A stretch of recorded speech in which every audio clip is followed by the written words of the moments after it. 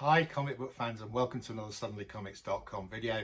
As you can see, I'm back from Thought Bubble, and today I'm going to share with you some of the special items that I picked up at Thought Bubble 2022. So I drove up to Harrogate in my motorhome on Friday. I stayed 3 nights and drove home on Monday morning, so I was there all day Saturday and all day Sunday for the convention. I took a huge box of comics for signing. I probably got about 70 or 80% of the comics that I took signed, but that was a feat in itself. Between the 2 days, I made 5 trips to and from my motorhome with my bag, taking comics in for signing, changing them, putting new comics in and going back again. So I got a load of comics signed, but I'm now going to show you the special stuff, okay? Now, the first person I went to see was probably my favourite current artist, Carla Cohen. I saw her, I got there quite early on Saturday. There wasn't a huge queue to get in. I got in, I was there about 10:30. I went up to Carla's table, and there was no queue. She was with Scott's Collectibles, as was James Tinian and Martin Simmons, and Lucio Perillo, Carla's husband. And Scott, and on the stuff it said that they would sign 3 comics for free, but after that it was £10 a comic. Well, I probably had 20 odd comics signed by James Tinian, a similar number signed by Carla Cohen. I did go back twice, probably took about 10 comics each time. Never got charged for additional signatures. In fact, I didn't pay for any signatures throughout the convention. The artists and the creators were there and the writers were there. It was relaxed. They were pleased to see their fans. They were pleased to talk to people. It's a great convention. It's very relaxed, and the opportunity to meet these people and talk to them. So I got Carla to sign some stuff. I then said to her I was interested in getting a commission. She said, well, what do you want? I said I would quite like oil on canvas. It's obviously going to be quite expensive. And she said, well, I brought a portfolio of my work with me. Why don't you have a look at some of the stuff that I've got and see if that interests you? So she showed me an oil on canvas piece of work that she had done. And she said it was one of her favourites, things that she'd done, and her husband liked it as well, and I liked it. So I said I'd like to buy that. She gave me quite a hefty discount on the price, which was very nice of her. I'm not going to show that to you now because I'm going to take that away and get it framed. And I'll show it when I get it back. She gave me a certificate of authenticity. The subject is Mary Jane. Yeah, Mary Jane. She painted it in 2020 and it's oil on canvas, and here's the certificate of authenticity. So I will be showing you that when it gets back from signing. She also gave me a really nice little booklet, Carla Cohen art, which is signed. And you know, it contains some of her great looking artwork. I'll just show you a couple of the things I got signed by Cohen. As I say, I got about 20 odd things signed. Sabrina the Teenage Witch, this is her first work in comics. You can see her signature. She's got the very distinctive signature. This is a really nice one that I got recently. I think this is a Comic Tom special. Anyway, here's Carla Cohen's signature on that one. Okay, now as I said, I virtually had never to queue. I did one queue for about 15 minutes to see David Adger. I wasn't too bad because while I was queuing, the cosplay stage show was on, and it was being hosted by Ben, the attention-seeking geek. Go and look out his channel. He was brilliant as a host of that. His costume was a bit naff, but his hosting was excellent. So I was watching that while I was queuing for David Adger. I had a few things signed by David, but my favourite one was this one. This is the Pizza Dog issue. This is the one where the story is told the point of view of the dog. David did me a little remark of the dog, and he's put to Mark Adger. Okay, so that's really nice. I went up and also late Sunday went to talk to Kieran Gillen. He's written loads of stuff. He was there with his wife. Um, I bought a trade paperback from him. Can't remember. Yeah, it was number 2. Number 1 had sold out. He'd sold out of it, but I'll get number 1 later. But I got him to sign some of my Darth Vader comics. I'm just going to show you this one because he did a little remark on it. So this is Darth Vader number 6, and Kieran has done a little Darth Vader remark on that.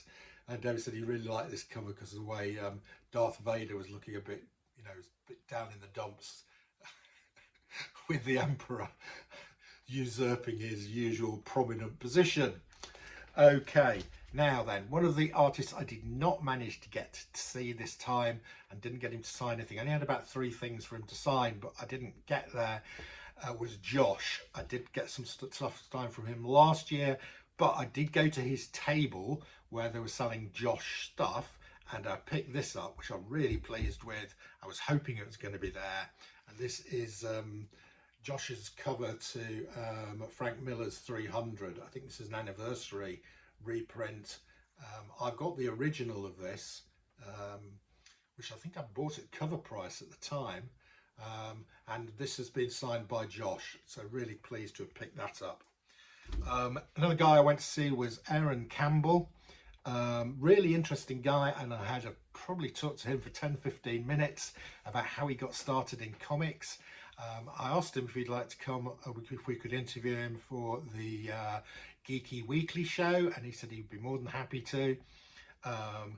He'd written a series called West of Sundown, and this is the cover that I think really struck me. Here's Aaron's signature. But while I was there chatting to him, he had some, I think they were variant issues, or 1 in 25s or 1 in 500s or something. So I bought a couple of those from him, both great looking covers. First one, sort of classic-y looking, sort of vampire-y cover, and this one as well, West of Sundown. Yeah, look at that, out vamping Vampirella. Okay, a couple of double signature ones. This one's really nice. Ram V was there. I got Ram V to sign stuff for me. No queue, no charges for comics over 3. There was no queue. Late Sunday. The trickies go late on the second day. So after about 4 o'clock on the Sunday afternoon, no queues. Here we go. This is Ram V. This is one of the many deaths of Lila Starr. And I've got Ram V's signature here. And also the artist Martin Simmons was there, and I got him to double sign that really nice looking copy of one of the many deaths of Lila Starr. Another double signature, this one James Tynion and Martin Simmons. They of course work together a lot on Department of Truth, and I got quite a few Department of Truths double signed, but I prefer Nice House on the Lake. This is Nice House on the Lake number 1, cover B. Martin Simmons cover, also signed by James Tynion. Scott Snyder was there. I caught him on the Sunday morning. Not an official signing. He was sat at a table. He was doing some signing. It was a queue of 2 or 3 people. I queued up and got him to sign stuff twice. Again, no charge. He was happy to sign. I'm just showing you a couple of them really nice. I got my Batman 52 stuff signed, but the ones where the signatures look best are these 2. This is Nocterra 1 with a nice black dark cover, and that signature works really well on it. And also on the Black Top Bill special, the signature looks fantastic on that one. Scott Snyder. Right, then one of the artists I went to see was Guillermo Ortega, who lives in London and did one of my favourite covers of all time, which I'm just going to show with his signature on it. Had a nice chat with him, said I'd got the t-shirt. He was impressed. And I actually commissioned him to do some work on a blank cover, which he took taking away and will send to me at a later date. Right, another double signing. This one, one of my favourite authors, James Tinian, and one of my favourite artists, Carla Cohen.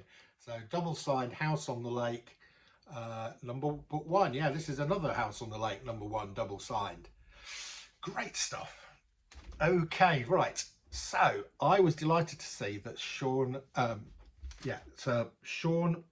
Phillips was going to be at Thought Bubble.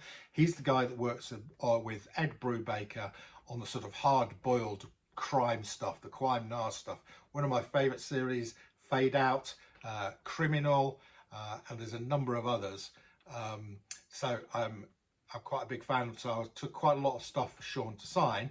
But I noticed there was another artist before I went called Phillips, who was also done work on a hard crime novel, a hard crime comic called Newburn. This was a guy called Jacob Phillips, so his signature's there. So I saw Jacob Phillips underneath Find It Sound. It said Jacob Phillips, and he was sat, and next to him was Sean Phillips. Sean wasn't there; I'd gone off for a coffee or something. So I said to Jacob, "I'm like going to sign my copy of Newburn #1." And then I said to him, hey, come on, you two guys both doing crime stuff. You both sat next to each other. What's going on? And he said, Sean's my dad. At first, I thought he was joking, but he had his girlfriend with him. And she was sort of nodding her head and she looked believable. So I thought, okay. And it's true. Jacob Phillips is Sean Phillips' son. And he started off by doing colouring work for his dad. And now he does his own work. So Sean, I caught later, took him all my fade outs and all that sort of stuff to sign. But again, I've got another double signed cover, again with James Tinian and Sean Phillips, cover of a variant cover for Joker #5. Okay, this one's quite nice. I talked to a guy, he's an author called Paul Cornell. I had heard of him actually, and I just like the look of this, the modern Frankenstein. This is Paul's signature here, and he said, oh, the artist Emma Vicelli is here as well, so if you want this double signed, go and seek her out. So I did, and here you can see I've got a signature from Emma, who's drawn a little picture of herself. So, the young Frankenstein, Paul Cornell, author, and Emma Vicelli, artist. Okay, then I went to see Cy Spurrier. Okay, he's written quite a lot of stuff.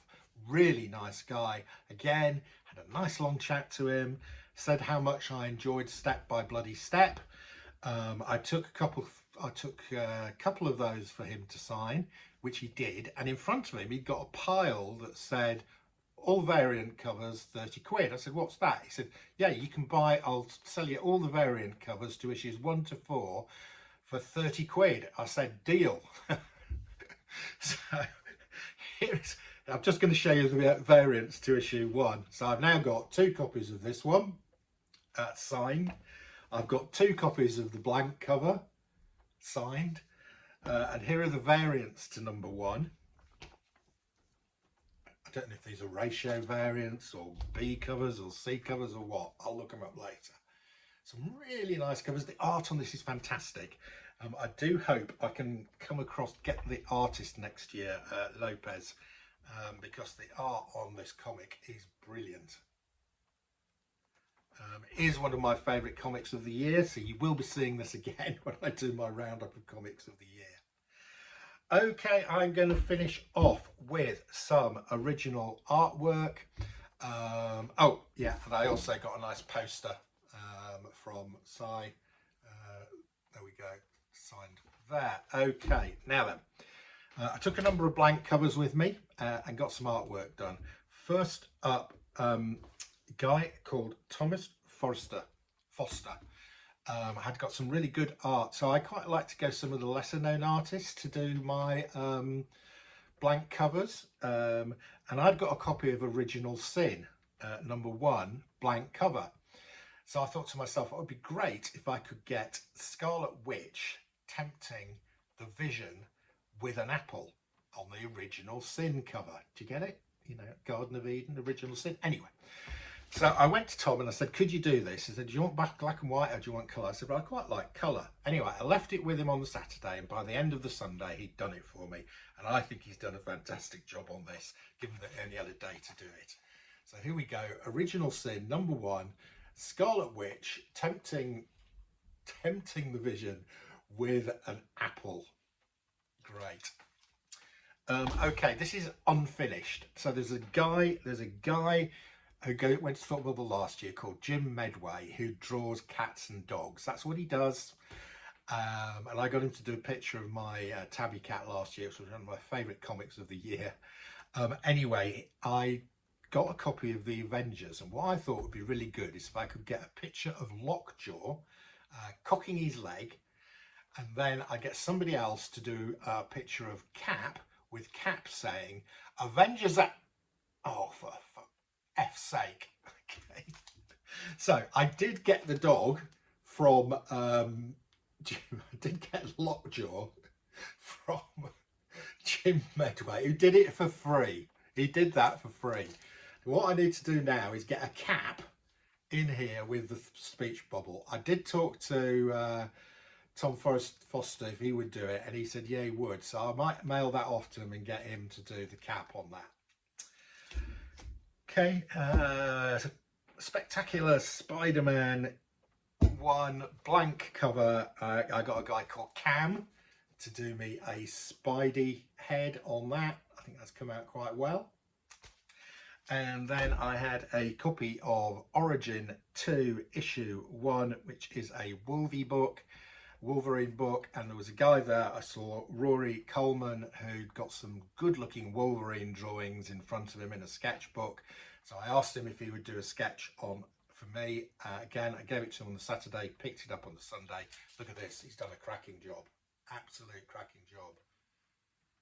A mean looking Wolverine there by Rory Coleman. Right, last but by no means least, there was a lady at the convention who draws for Beano. She used to draw for the Dandy, and she does a great Beryl the Peril. So I said to her, look, I've got a Death of Spider-Man blank cover. Could you do me a homage to the Spider-Man cover with Medusa, where Medusa is tangling up Spider-Man with her hair? Anyway, she said, yeah, let me just find it. So she found a copy on her phone. She said, is that the one you mean? I said, yes. She said, right, but I'll use Beryl, but I might not use Spider-Man. I said, look, just do what you think's best. So here we have homage to that great Spider-Man Medusa cover, but we've got Beryl the Peril and Desperate Dan. Look at this. By Laura, and she's done a fantastic job on this. Look at that. Beryl the Peril with her pigtails, homage cover to that great Spider-Man cover. There you go. So I had fun at Thought Bubble 2022. I did eventually meet up with all the other YouTubers. I didn't manage to meet up with them on the Friday night or the Saturday night, so I didn't stay up until 3 o'clock in the morning drinking with them in Wetherspoons, which, looking at the condition of some of them on Saturday and indeed Sunday, I think it's pretty good that I didn't meet up with them at the bar, and that I actually met up with them in the coffee place at Thought Bubble. So that's your lot. See you again soon.